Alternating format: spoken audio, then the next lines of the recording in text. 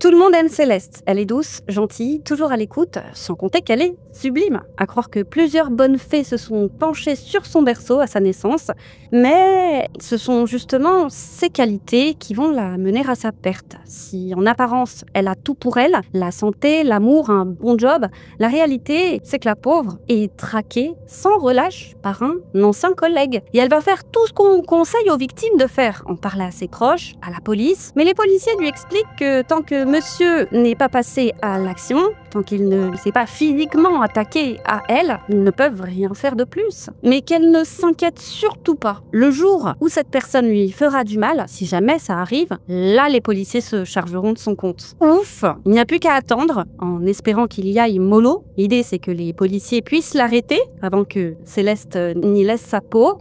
Allez, on y croit, Céleste, on croise les doigts pour toi, hein. T'as le soutien moral de la police en tout cas, et puis faut y passer tôt ou tard, hein, si tu veux que la police agisse, Céleste. Allez, un petit effort. Découvrez aujourd'hui la triste histoire de Céleste Manot.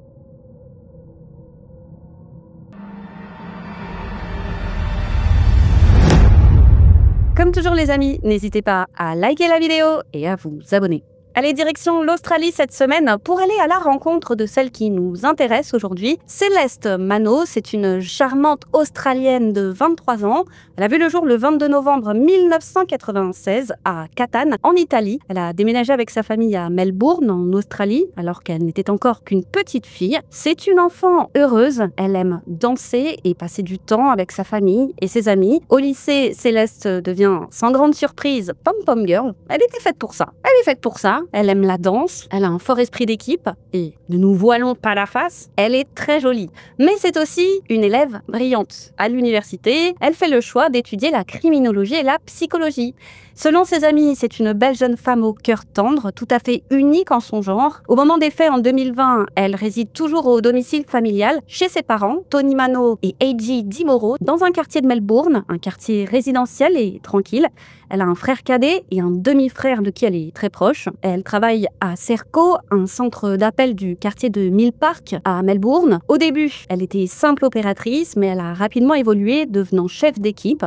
Elle est à la tête d'une équipe d'opérateurs et figurez-vous que Céleste, c'est pas le genre à abuser de l'autorité qu'on lui accorde. Elle sait se montrer ferme quand il le faut, mais elle n'est jamais dans l'excès. Ce qu'il faut savoir, c'est que c'est justement sur son lieu de travail que Céleste va faire la rencontre qui va tout changer. Nous sommes alors en juin 2019 et ce jour-là, elle est chargée de raccompagner un salarié à la sortie. La direction vient tout juste de notifier son renvoi à un certain Luei Sako, 35 ans, donc qui a 12 ans de plus que Céleste. Il avait été recruté en avril 2018 et c'est vrai que ça s'est jamais vraiment bien passé pour lui. Déjà, il n'est pas bon dans son travail, il va lentement, il n'applique pas correctement les protocoles d'appel. Et avec les collègues, c'était pas top non plus. Disons qu'il n'a jamais réussi à s'intégrer. Alors, sans doute à cause de sa grande timidité. Il fait partie de ces gens qui sont clairement mal à l'aise en société. Il n'est pas sociable.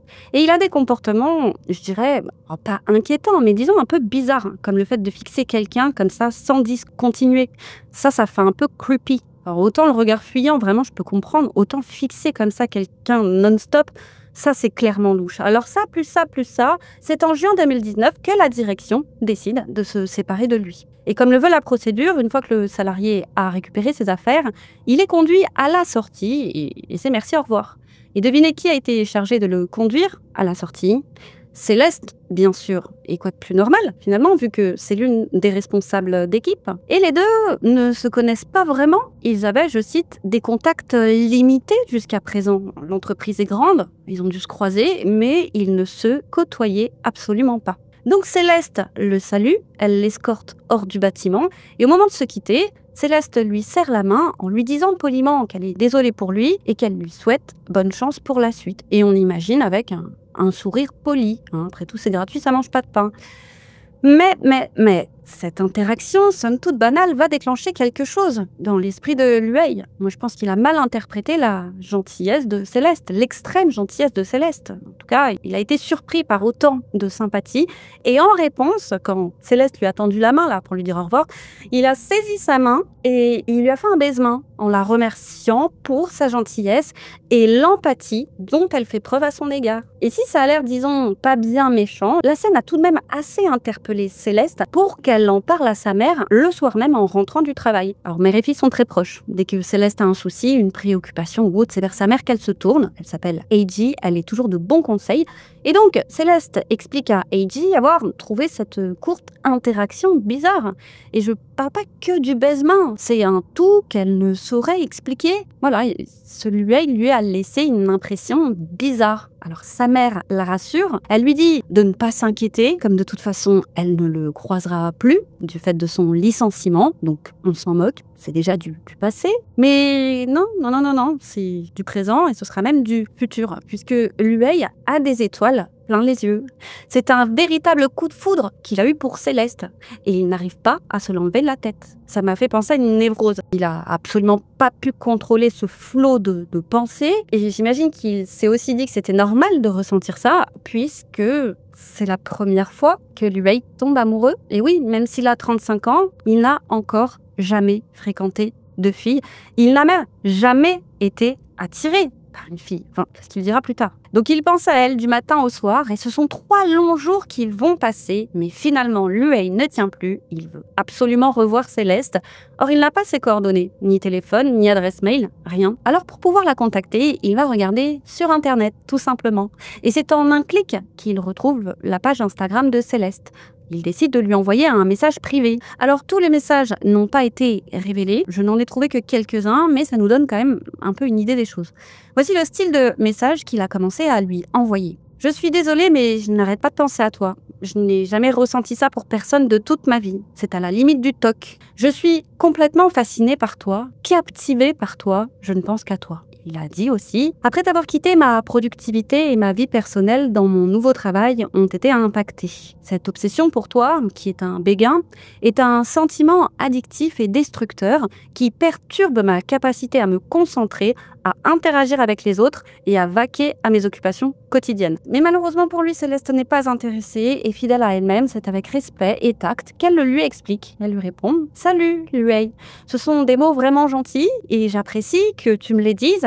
Je suis un peu surprise de lire tout ça car c'est nouveau pour moi. Mais même si j'apprécie cela, je ne ressens envers toi que des sentiments professionnels et je te souhaite le meilleur dans ton nouveau travail et pour ton nouveau parcours. » Voilà, c'est clair. Mais non, Luey insiste. Il lui envoie des messages du style « Je n'arrive pas à t'enlever de ma tête. S'il te plaît, dis quelque chose, Céleste. » Ou encore « En me levant ce matin, je n'arrivais pas à penser à autre chose qu'à toi et moi. » Autre message encore « Tu es la seule chose à laquelle je pense. Ton sourire radieux, les étoiles dans tes yeux, ta chaleur éthérée, ta beauté, je n'ai que ça en tête. » Donc voilà, les messages vont se succéder, un message, puis un autre, puis encore un autre. Alors Céleste insiste, merci mais non merci, et puis à force de messages, là elle sait vraiment plus quoi dire pour se débarrasser de lui.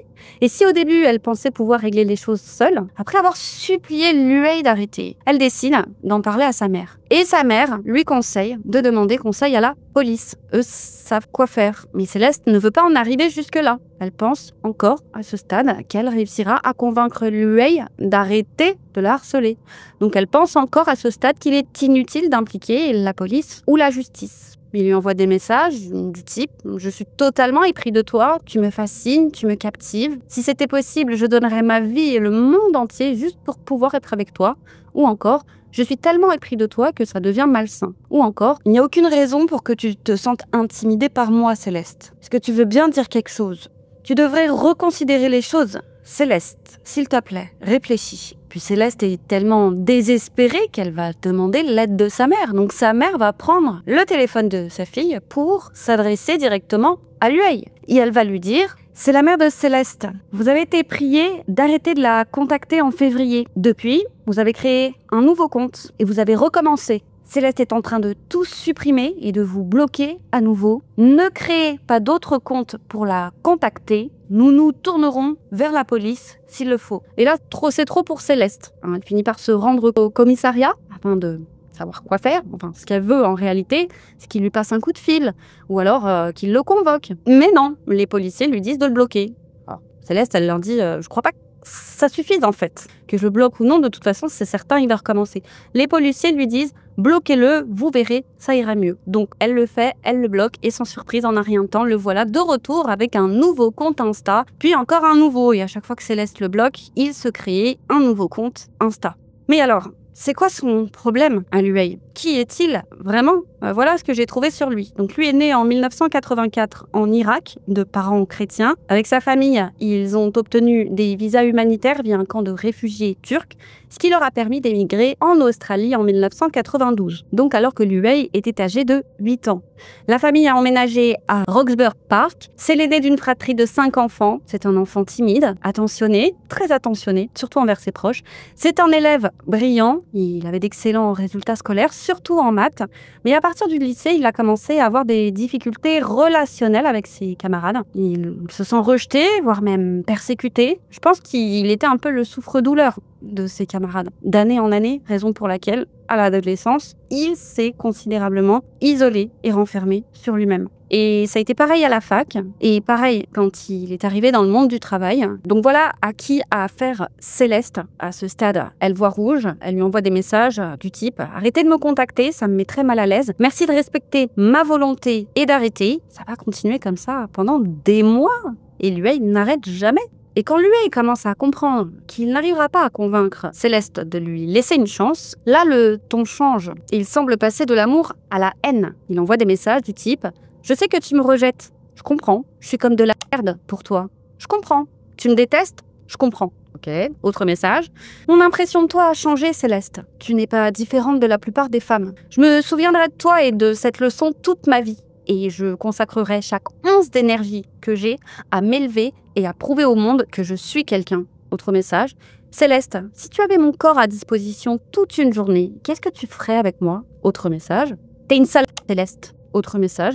Remarquez qu'ils sont toujours plus angoissants. « As-tu déjà eu une bête sauvage qui s'est jetée sur toi, Céleste ?»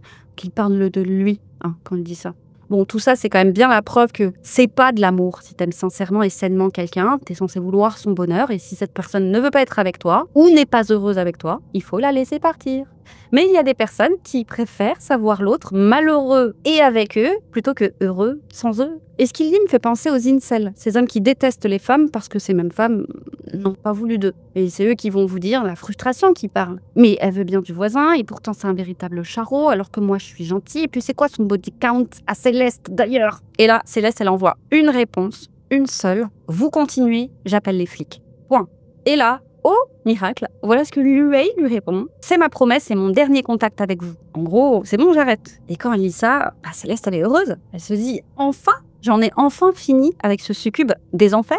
Et c'est vrai que ça a fonctionné, mais qu'un temps. C'est pendant les confinements du Covid que les messages ont repris de plus belle. Et d'ailleurs, à ce propos, des études ont montré que les cas de harcèlement avaient explosé pendant cette période. Céleste comprend que toute seule, elle ne peut rien faire, alors elle décide de saisir la justice en janvier 2020 afin d'obtenir une ordonnance d'éloignement contre Luey. Avec plus d'une centaine de messages, les faits sont faciles à caractériser et souvenez-vous, comme Céleste bloquait Luey à chaque fois, pour chaque nouveau message d'envoyé, Luey devait se créer un compte Insta, donc il devait également se créer une nouvelle adresse mail. Donc on n'est pas sur des messages envoyés compulsivement. Non, chaque message privé Instagram qu'il lui envoyait lui demandait un certain effort et du temps. Mais il semblerait que Luey ait réussi à un moment à se dégoter son numéro de téléphone, puisqu'un ancien collègue à elle a déclaré à un moment donné, elle devait changer de numéro de téléphone presque chaque semaine. Et elle a été bien gentille, elle a fait 2 signalements auprès des autorités concernant Luey avant de saisir la justice. L'ordonnance sera rendue en juillet, ça fait 6 mois quand même, ça fait long. Et figurez-vous qu'aussitôt cette ordonnance signifiait à Luey, il se paiera le luxe de la contester, mais en vain, c'était sans doute pour gagner du temps, parce qu'il n'en a rien à tirer de cette ordonnance.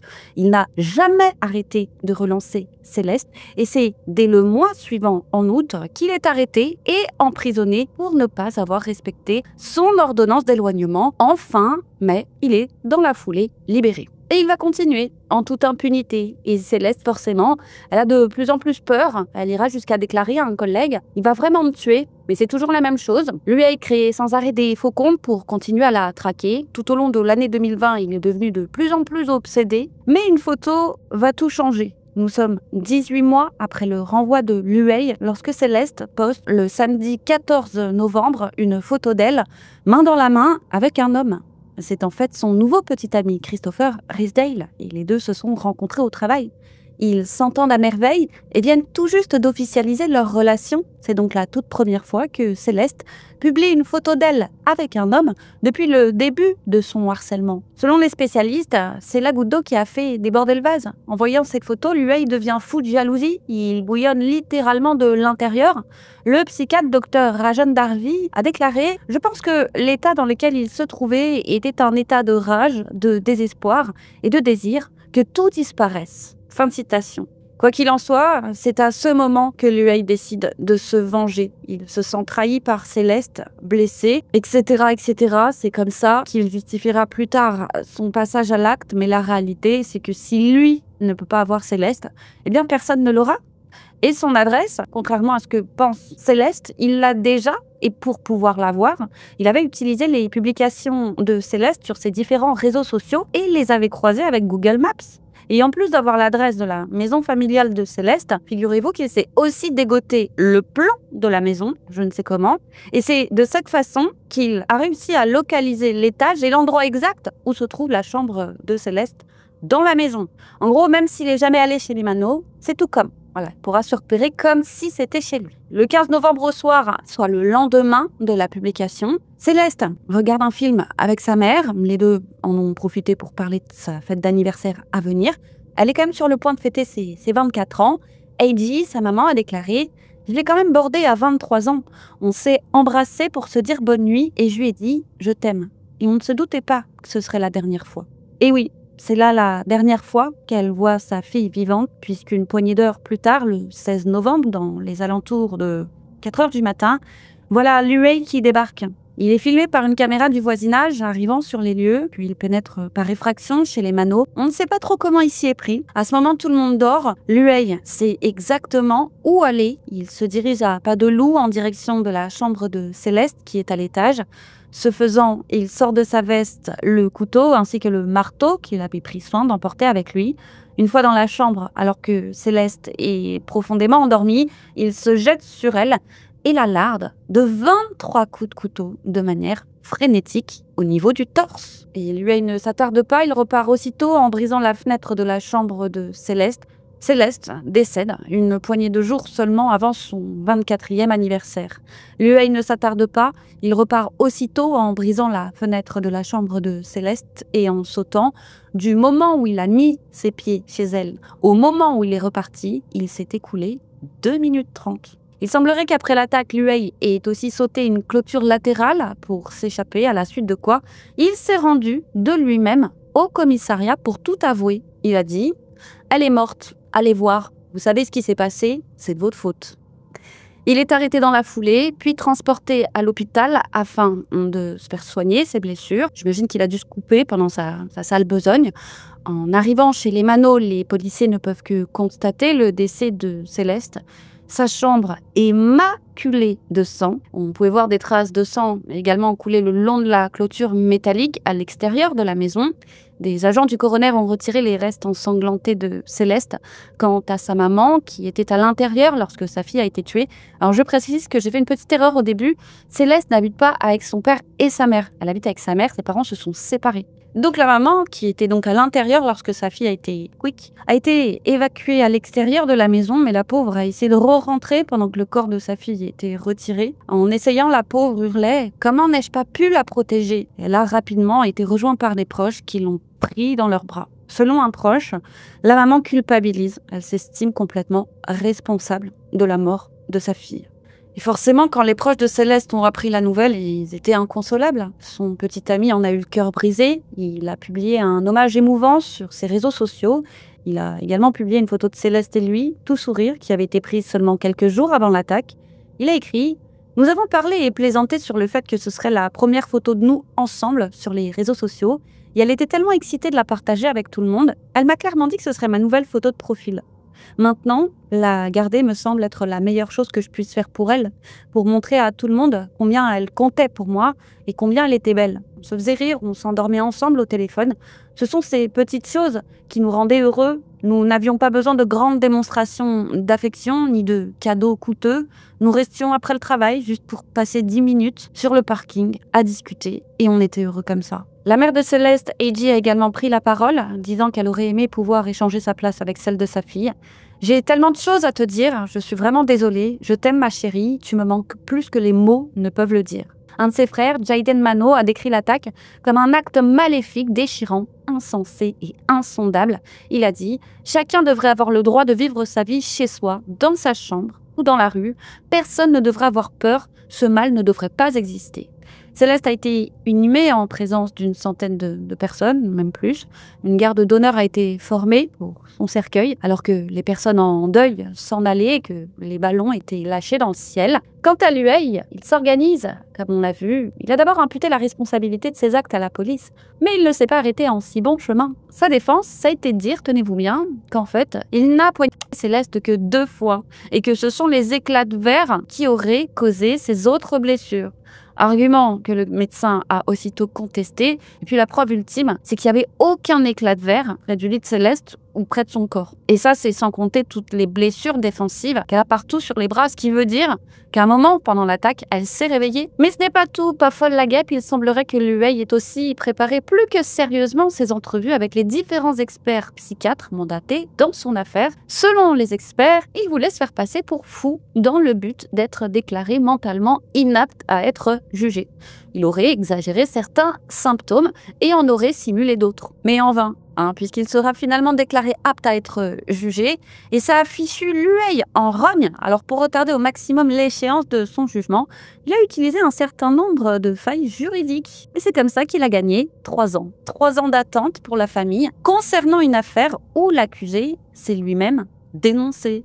Avouez que c'est aberrant. Quand le procès de Luei s'ouvre enfin, le procureur a demandé à ce qu'il soit condamné à la prison à vie, une peine habituellement réservée aux criminels les plus dangereux de l'État. Luei, qui avait initialement décidé de plaider non coupable, décide finalement de plaider coupable, et comme il s'est disputé avec sa première équipe d'avocats, puis sa deuxième, c'est seul qu'il s'est présenté à la barre. Il a décidé de se défendre lui-même.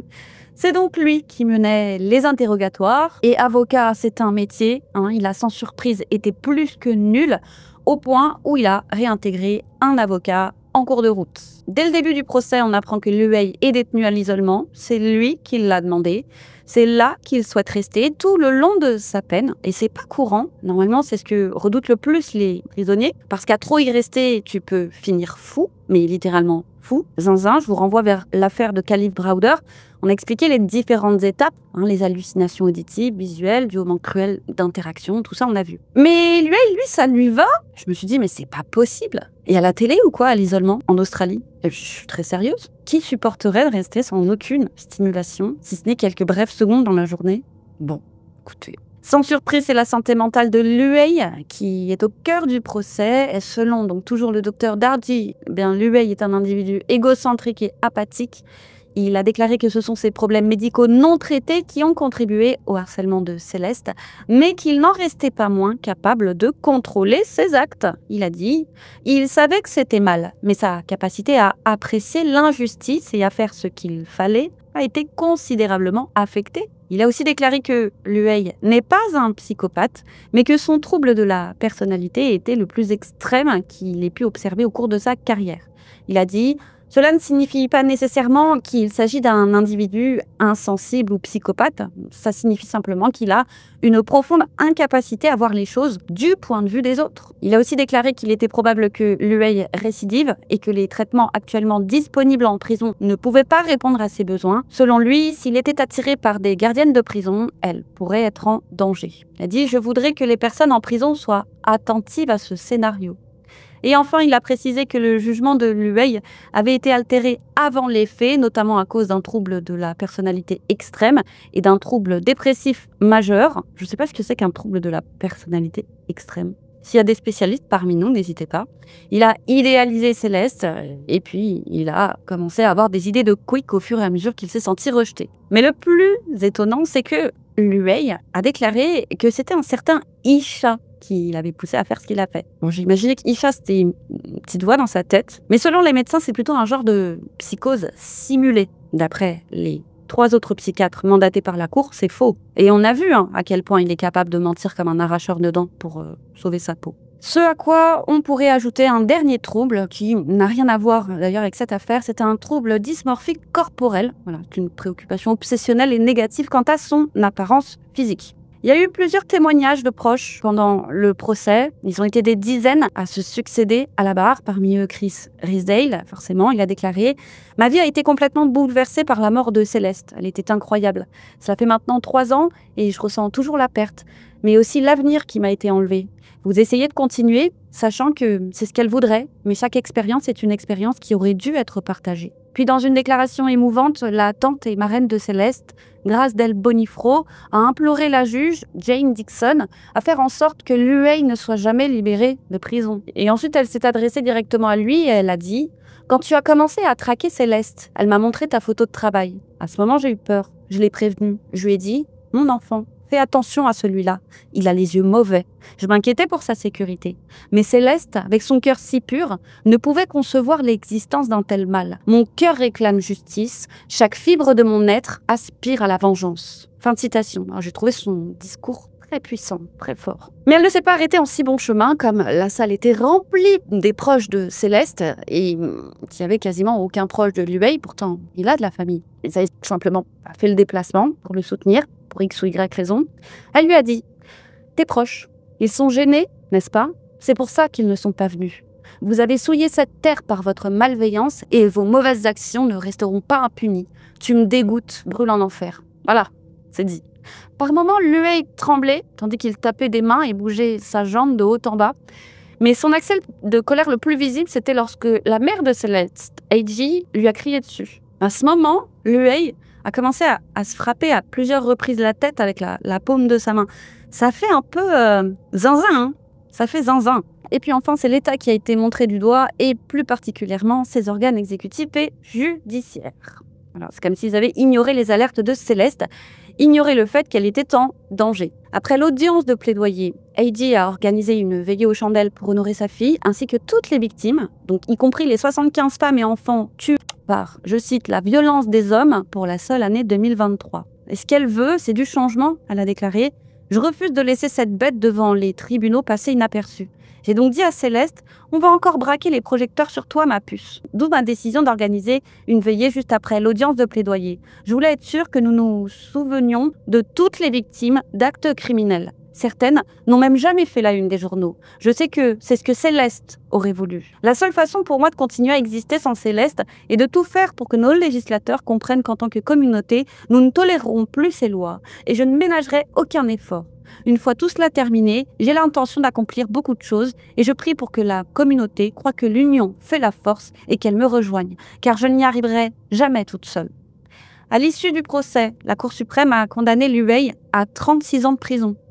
La maman de Céleste a estimé que c'était trop peu et que c'est la prison à vie qu'il aurait mérité. Et en fait, il a bénéficié d'une peine moindre parce que la Cour a estimé que, bon, certes, il était en mesure de distinguer le bien du mal, mais que sa culpabilité morale a été atténuée. Ce que j'ai pas compris, s'il y a un risque de récidive, comme l'a dit l'un des docteurs, ça me paraît pas très cohérent. En conclusion, sachez qu'entre 2021 et 2022, c'est une femme sur 5 et un homme sur 15 qui ont été victimes de harcèlement en Australie. La maman de Céleste a déclaré « Je suis sûre que je donne l'impression d'être une mère forte qui a réussi à accepter la perte de sa fille. C'est tout à fait faux. Une fois Céleste enterrée, je ne pouvais plus vivre sans elle. Je n'y arrivais toujours pas, alors j'avais 2 choix. Le premier, celui qui mettrait fin à tant de souffrances, aurait été égoïste pour mon fils, Alessandro, et bien sûr envers mes sœurs, Grace et Melinda, et mon neveu, Jesse. Alors pour faire face à la situation, je me suis plongée dans la recherche de ces lois. Je n'ai jamais été d'accord avec notre système judiciaire, et maintenant que ma famille et moi y sommes confrontés, je dois faire tout ce qui est humainement possible pour changer les choses. Elle réclame une réglementation plus stricte en matière de harcèlement, des bracelets électroniques pour les auteurs et des peines de prison à vie pour meurtre. autre, elle a dit « C'est un système qui attend de ceux qui ont perdu des êtres chers qu'ils comprennent et fassent preuve de clémence. » Cela se voit à travers les lacunes de la loi de 1997 sur les déficiences mentales et les contradictions entre les objectifs et les principes de détermination de la peine de la loi de 1991. Et sachez qu'entre mars 2020 et cette année, il y a eu plus de 14 000 cas de harcèlement qui ont été signalés en Australie, mais on estime que 85% des incidents n'ont pas été déclarés à la police. Et j'ai gardé le meilleur commentaire pour la fin. Alors je l'ai trouvé, je crois, sur un forum Reddit. Il a été écrit par une certaine Laura Palmer, qui a écrit « Les harceleurs qui enfreignent les ordonnances restrictives devraient être immédiatement incarcérés et les peines devraient être sévères, allant jusqu'à plusieurs années de prison. Il faudrait traiter ce problème avec la sévérité qu'il mérite. La seule raison de ne pas respecter une ordonnance restrictive est forcément un motif sinistre. Il n'y a aucune autre raison de s'approcher de cette personne. Si elle a intenté une action en justice, c'est pour vous tenir à distance. » Je suis d'accord. Voilà, comme toujours les amis, merci de nous avoir suivis. Dites-nous ce que vous avez pensé de tout ça en barre de commentaires. Surtout, donnez-nous des conseils si ça vous est déjà arrivé. Je voulais faire quelques recherches sur quoi faire, à partir de quand, répondre, ne pas répondre, faire appel à la police, etc. Promis, je vous le ferai, mais concernant une autre affaire. Elle a été un peu longue à traiter, celle-ci, parce que j'ai eu un peu de mal à retrouver les SMS, etc. Donc promis, je vous fais ça dans une prochaine histoire. Allez, quant à moi, je vous dis à très vite sur YouCrime pour une autre triste histoire, les amis.